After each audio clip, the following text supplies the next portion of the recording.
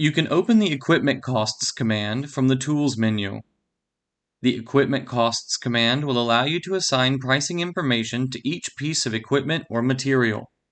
You can assign a list price, discount rate, labor rate, part number, and a tied assembly to virtually every piece of equipment.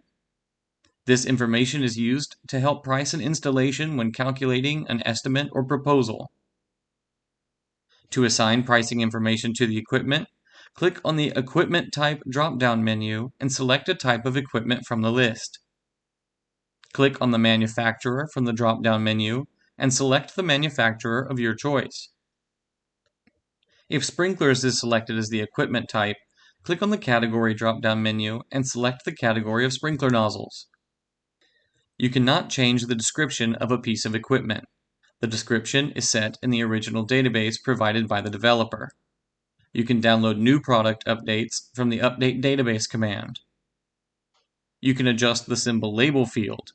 This value is used in conjunction with the Auto Symbol Label command found in the Tools menu to automatically place a label on top of or near symbols on the design screen. It is not necessary to enter pricing information for all equipment in the database. You can enter the information for just the equipment used on a design. Enter the list price, discount rate, labor rate, and part number as required by clicking into the associated text boxes and typing in a value. Enter the discount rate as a whole number and not a decimal value.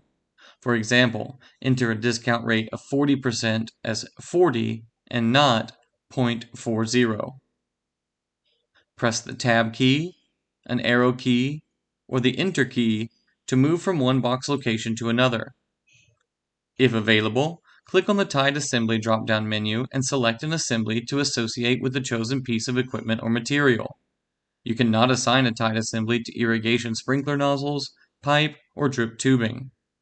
Tied assemblies for sprinkler nozzles must be assigned to the nozzle body. Click on the Close button to exit the command.